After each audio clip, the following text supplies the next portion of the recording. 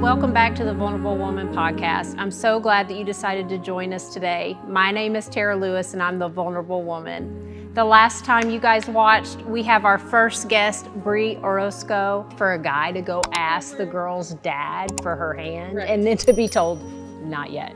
He basically said no, but he was like, I'm not saying you're not the guy. Right. Just now is not the time. Right. So, it was the most loving thing that my dad could ever do for us, because he was right. Of course, we were kids. I was 19 years old. And I was his daughter, and he's like, I want to make sure she's in good hands. And like, he loved Zaya, but he's like, you've got to grow up in some things. And sure. So my dad started discipling Isaiah. They met every single week and walked through, what it looks like to become like a biblically defined man. And that was super powerful for both of us, but a journey with my dad that, it's like all these things are happening simultaneously, like the church stuff and all this. So with that, in the midst of all that, my dad there was like a couple months that went by, and I knew Isaiah had asked. And because I knew they were meeting every week too. So I remember going to my dad one night and just being like, Dad, this is taking away all the magic. I'm just like, you've taken all the fun out of this. Like, when are you going to say yes? Like, we were just dying. You know how that is when you're you have that, too, yes, you want to be married and together. Oh my gosh, and we could not even say goodbye to each other. It would be like an hour long of just like, I'm gonna miss you. Yeah. And this was a place I was in, and all the story in the background was to like, I desperately wanted to do things God's way. Sure. Which I had never wanted to do before. And my dad, I'm crying and we're talking through, and he's asking me like, why don't you, what is your problem with all this? And I just told him, and he's like, don't you think I'm doing something like that? This is only going to bless you, honey. Mm-hmm. And again, I lack perspective at 19. I'm just like, you're a jerk, but basically at the end of the conversation, he says, do you trust me that I will say yes when the Holy Spirit tells me to say yes, when the Holy Spirit tells me it's the right time? Do you trust me? And do you trust him that he'll reveal that to me? And I was like, I do. I choose to. And I remember I was like, I do, but like, can you just give me a timeline? And in your prayers at night, you're like, okay, God, like, can you speed it up? Like tomorrow. So he tells me, this is in February. He tells me it'll be sometime between now and May. Okay. So in my world at that time, I'm like, you gotta be kidding me. You're like, that's forever. And I'm like, knowing my dad, it'll be May. So I go to my room and I'm crying and talking to the Lord, and I'm like, Lord, I can do this my way. I could run off with Isaiah tomorrow. We're adults, technically. Yeah. We could go get married, and the last thing I want is for my parents to have one more thing they're disappointed about me in my life. I want them to be proud. I want their blessing. I wanted God's perfect timing. So I'm like, I have to choose today to trust you, whether I like it or not. And I did. I made a choice, and I was like, and I'm going to find joy and contentment in this too, because it was like every day, every time Zay and my dad would meet, I'd be like, what did he say? Did he tell you yes yet? So like, even I was taking away some of the magic, because Zay was like, just let me do my thing with him, you know? So I just, was like, here's the vow, like, we're not doing that anymore. And so 2 days later, Zay and I are, it was like a Sunday afternoon. He's like, let's go to this spot that we used to hang out at. And now, 2 days after you prayed? 2 days after this conversation with my dad. Okay. It was Sunday. Yeah, he said, let's go to this thing. Like, I think it was like, our 1 year anniversary or something like that of dating. And so we go out, and I'm just thinking like, normal reason to go out there. And we're walking. And as we're walking, I'm like, there's like this whole path, and I start going, I'm like, Saya, honey, we're interrupting. Somebody set this whole thing up. And I'm like, let's go back. I'm like, oh no, You didn't think it was ruining somebody else's engagement. I start telling him and then he's like, no, like, he's like, come on, like, he's like, come on, or you just keep walking. And I'm like, honey. And I look up and I see my best friend like run across a field with a camera. And I'm like, all of a sudden, I'm like, this is not somebody else's engagement. And but my mind starts going, 2 days ago, my dad just asked me to wait patiently. And I was content with that. Like, and you didn't think he'd probably answer you that fast. I was thinking, Isaiah doesn't even have my dad's permission. So we start walking, and the whole time, and of course, Isaiah's saying like sweet things to me, but all I can think is, how am I going to let this guy down? So we get to the end of this thing, and he gets on one knee, and he says, I love you. Will you marry me? And the first thing out of my mouth is, did you get my dad's permission? And he's like, what? Yes. Like, irritated now. He's like, what? Who says that? Like, I was expecting yes. He's probably down there confused. I'm just crying because I'm just like, I was so overwhelmed. Like, even back to my experiencing God's grace through that worship pastor, I felt this overwhelming, like, Lord, like, I made this choice to trust you and trust my dad and do things your way, and you've just honored this in the most precious way, and you didn't even make me wait. Like, it was this overwhelming, like, just his faithfulness in my life, and I was like, I do not deserve this. And I don't know why this makes me cry, but just it's a beautiful story, and it's a beautiful example of God's grace and faithfulness. It was overwhelming. It was just like, I just felt, like I said, I did nothing to deserve that, and just it solidified this truth that I can trust God. I can. He has my heart. He knows my desires, and I can trust my dad. And so, even through all the pain that we had been in our story together, like, it was a very meaningful moment. So eventually I'm just like, yes. And then I'm like, when did he give you permission? He's like, Friday morning. I'm like, my conversation was with him Friday night. He had already given Isaiah permission that morning. And he knew the whole time he's talking to me, he knew. And he was like, will you trust me? Over and over again. And that made it even more significant for me, because I'm like, wow, a good dad. So anyways, and just the blessing too of having, my husband, or my future husband, the only man in my life at that point that knew me as well as my dad did, and that had poured into my heart in, again, the most significant way, more than anybody had at that point, to be able to, like, hand all that off to Isaiah and say, like, this is the girl you're gonna marry, like, she's special to me, and here's what she likes, and like, you may think you know this, but like, I know her even more, and I loved her first, like that song says, and help Isaiah, become a man that he knew it was gonna take to marry somebody like me. That was another thing on the table. He's like, look, I'm just worried for you, bud. Like, So he's like, bless your heart. Let me help you out. So it was so meaningful, and I think that just in that season for me too, just being able to hear from the Lord, see his faithfulness over and over for things that are small to other people, they were just markers in my story of his faithfulness, like I said. So on the other side too, with the young adult ministry really taking off, our worship pastor was like,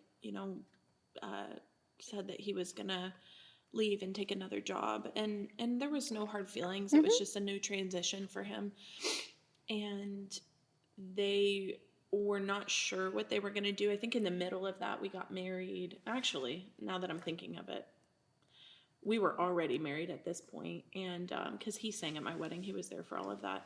But we were married and pregnant with Willow. That's what makes me remember now. But when he was ready to leave, and they asked me to fill in the interim for him, because they're like, we've seen evidence, you know how to build teams. Like, you guys have done this great in adult ministry. But I was 22 years old, so I was certainly not in any place to, take on a big role, plus pregnant with my first baby.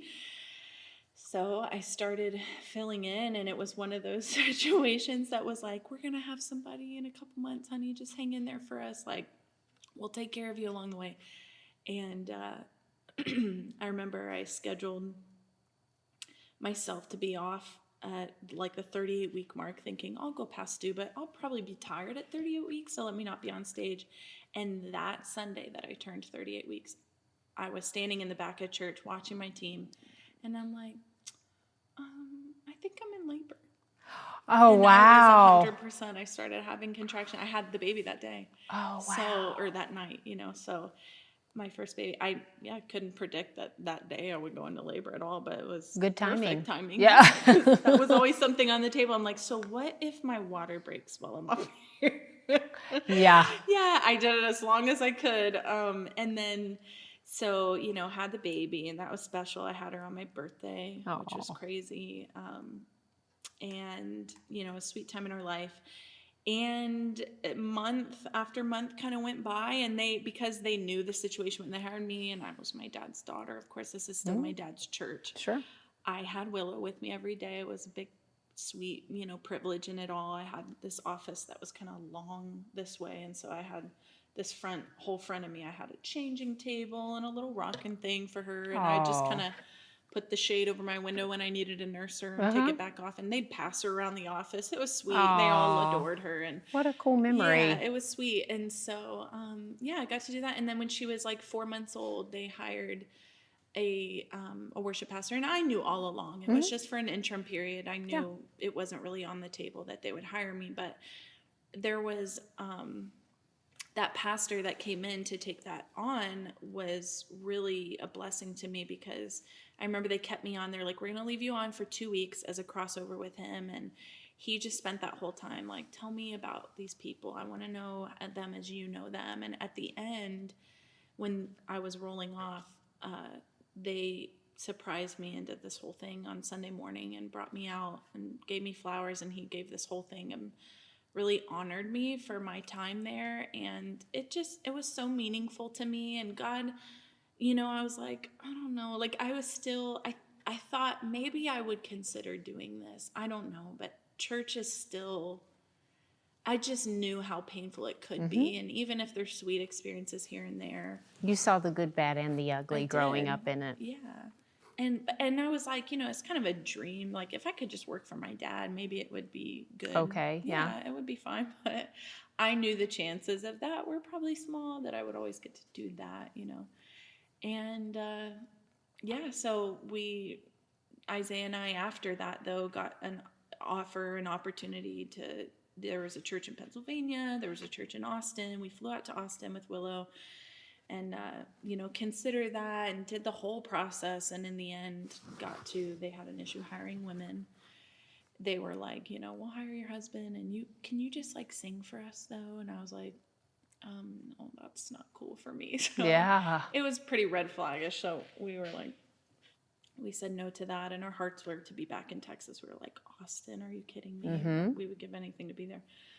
We're like, maybe we would let you hire us that way, but it feels wrong. Yeah. Yeah. So shortly after that, my dad tells us that he, has this church that's offering him this position in Houston. And immediately I'm like, well, we're going with you. I hope you take it, and we're going. Yeah. And Isaiah's like, so we're our own family. We don't just follow your dad around here. And I was like, well, but like, how could you ever? And he's like, no, like, I want to hear from the Lord for our family, not just we follow your parents. Like, we're not going to do that. So that was cool. He led us in that way. Well, to be back in Texas, hello. Yeah. But he had never lived in Texas. Yeah. So it wasn't quite as golden to him as it was to me. I was like, hard eyes, like, are you kidding me? So, and of course we had established a community there that literally watched me walk through all that season from 14 years old to having my first baby and getting married. I got married in that church, and those people were very precious to us. And I wanted to say in all of this too, that woman along the way in my life, like, there were times that actually, it was her daughter, literally found me in places that my parents couldn't find me. Like, they couldn't get a hold of me, and she knocked on the window outside, and her mom was a part of all that journey. There were times that they had to confront me with things, like that I had hurt them with. And I truly, like, I would say they lived so much life with me and loved me through so much stuff.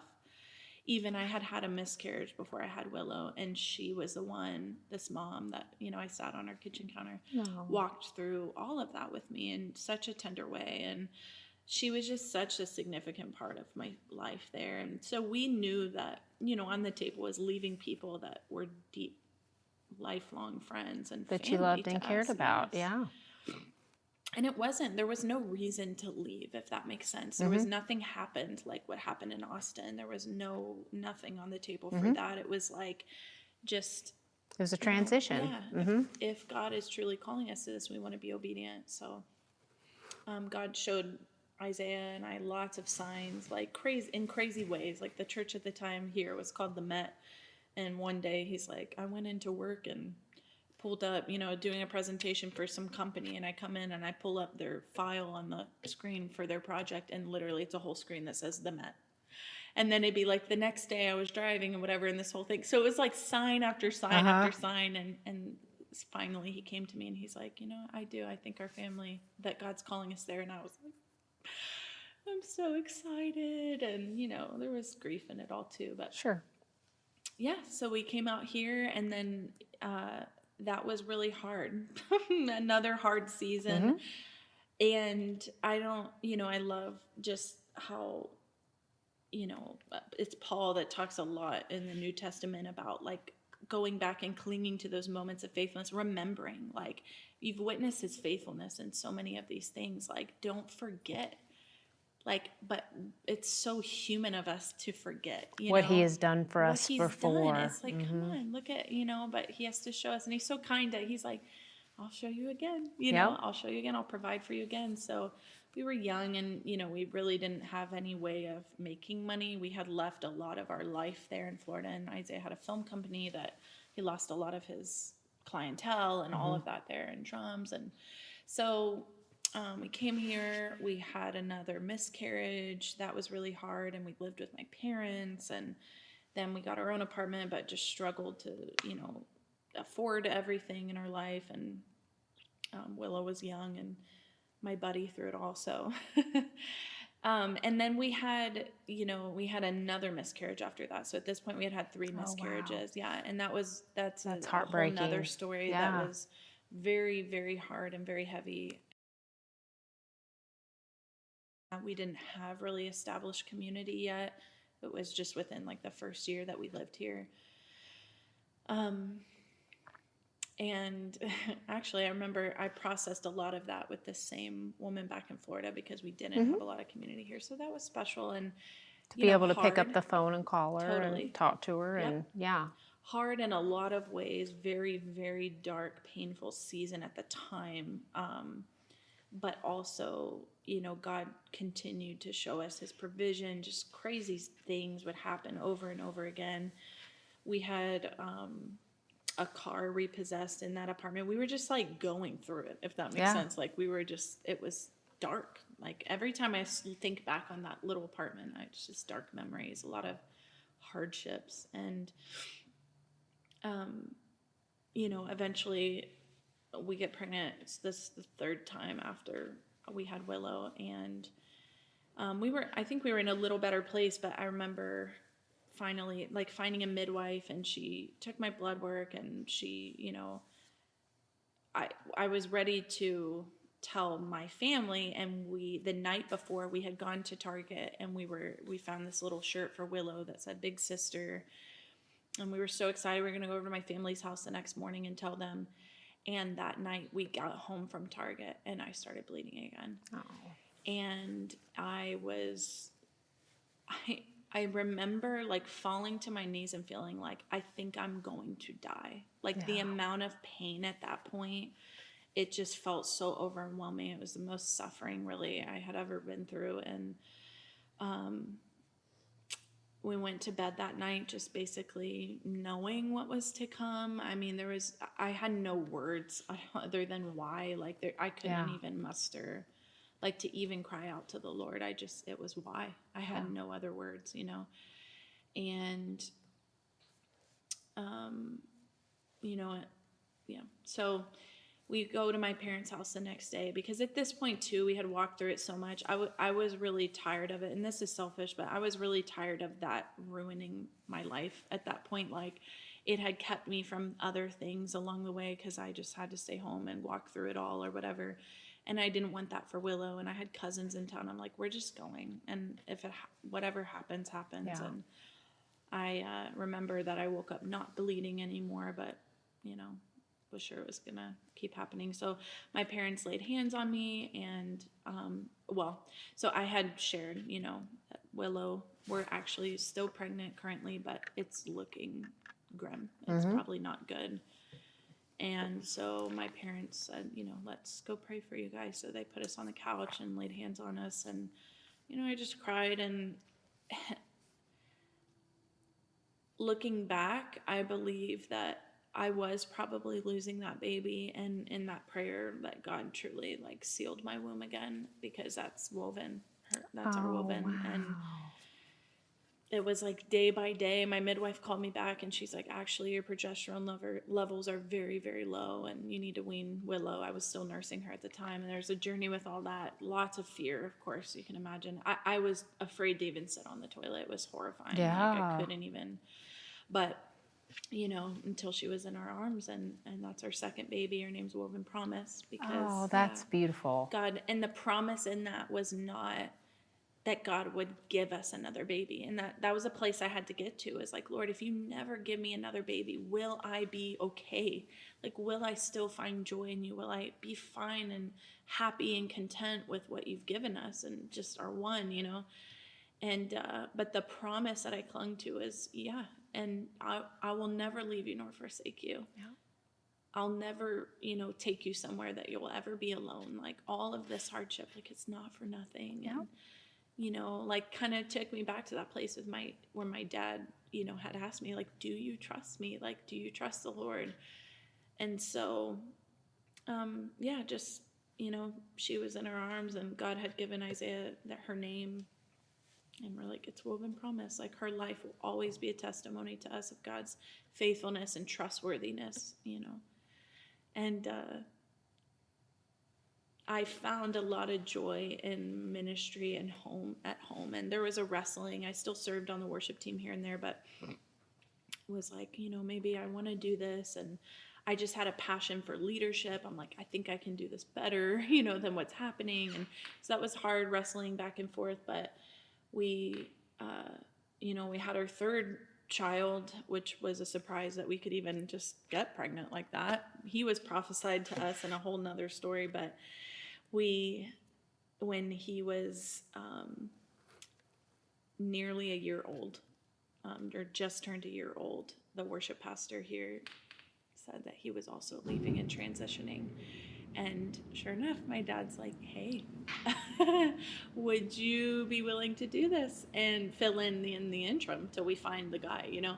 And I was homeschooling at the time, kindergarten, and I had a nursing baby and a 2-year-old, a 3-year-old in the mix. And I was just like, there's just no way. Yeah. I mean, I'll make Sundays happen for you. I can be here then. But I can do nothing else. Like, there's just no way. Because they're in that stage that they all need mom. They all need mom. Yeah. And the homeschooling thing, I'm like, I don't even, like, I have to be here to help her do all that. So, you know, he's like, we'll have somebody here by February. So that was Christmas time. We'll have somebody here by February. So I'm like, okay. February rolls around, and it's like, hey, Easter's in April. It's not looking like we're having somebody by then, so you should start, you know, working on that. So can you give us 20 hours a week? And then, of course, like, the weeks leading up to Easter was like 60 hours a week. Yeah. And you pour your life into this thing. And God provided all along the way too, with like these precious nannies that were, one in particular that's like, I was homeschooled all my life. I'd love to do that for you. I'm like, you're kidding me. So God hears you. He knows the things that you need when you need it. He does. He does, even without us saying it. And like, he especially knows. if he's going to lead you to something. Like he showed me, like, if it's my plan for you, like all your worries, like, don't you think I know those? Like, I'm going to take care of it. He already knew. Yeah. He did. Like, and he was leading you to that place, and he was providing for you in that time. Exactly. And that's what he does for us. That's how and why he is so amazing. When you're going through things and he's leading you to something, he is going to provide for you. He takes care of us. We question God because of our flesh. Exactly. Yeah, but it's like you said, remembering his faithfulness. And do you trust me? And did you, he looking back and saying, he took care of me all those other times, why wouldn't he now? Exactly. Yeah. Exactly. Yep. So, you know, just the kindness of the Lord and all of that, and showed me too that, you know, like your kids, like I love them more than you do, you know, all the things as moms. So that, and all of that, we could talk forever on that stuff, but you know, and he gave me a lot of purpose in my home too. Like that was a journey for me that's like, I'm going, like I had all these leadership aspirations, and I remember the day that he told me, like, you are raising leaders in your home. Pour all of that into your home. And I finally got to a place, this is the crazy part about it, is that like right around Zion's first birthday, I got to this place where I was like, you know what? I found so much purpose in that, and I was all in. I'm like, I think I'm in this for the long haul. Like, I'm finally good with where you have me, God. Sometimes I think we say that, and God's like, word. I think he giggles and he says, oh, just wait. Well, I feel like he needed to get me into that place where I was okay with wherever I was. My heart for ministry, that I could do that wherever. And as soon as I said yes to that, he was like, awesome, you're right where I need you. Here we go, this next opportunity. So you know, fast forward all the way to August, and there's still no guy to replace me. And at this point, we're adjusting our life to our reality now. And gosh, what's the fall look like? And that was kind of the biggest tension. Was I was like, I have to know. I can't homeschool again. Like, I have to know, you know, to my dad, what's the plan? And, so yeah, eventually they came to me and said the elders came to my dad and said, we don't know why we're still looking anywhere else. Bri's doing a great job. And, you know, and they met with me, and that I cried a lot in that meeting, because they asked me, you know, how is it for you with the kids? We're very sensitive to that. And I just cried to get to share my heart that it's a true conflict for me, that I feel so strongly to make disciples within my own home. And that's my first ministry. But like, I do feel that God's calling me here too, and I feel he's making it very obvious that this is the path that he's wanting me to go on. And so I'm just conflicted. Like, I just, as long as my kids are taken care of, and you know, and I just really have to trust him along the way. So the team, you know, did this incredible surprise birthday thing for me in August that year, and that was the day that I really heard from the Lord. And to sum it all up, to bring it to this moment, that day, it was like I lived my whole life in my head for like an hour, because I went home from that lunch and basically sat on the couch sobbing for like an hour. And Zaya's like, I'll put the kids to a nap. You're obviously going through it, whatever. And I sat there just in the most overwhelmed, like, I have done nothing in my life to earn the opportunity to even be loved well by these people the way that they loved me, and to have the blessing of God that he would even trust a person like me, that I could have any influence on somebody's life for his sake, that my testimony would have any impact on anyone. Like, I felt this just extreme gratitude for how God had redeemed my story in such a way that even as a pastor's daughter, that I'm like, wow, there is joy in ministry, and I'm choosing this, and I can't believe it, God, and like, am I okay? And there's like all the feelings, but really all my life I felt like he gave me, it was like this flashback to like, I always had this for your life. Like, I knew this day would be here, and every part of your story was important to hear, you know? And that's basically where I'm at today. And it's continuing, you know, trusting him and continuing to do ministry as I feel he's called me to. And my story has so much to do with the way that I do ministry. Like I said, those conversations that I get to share that story and say, like, I will have broken people on my team. In fact, like, I don't want anybody that thinks they're not broken up here. Yeah. And,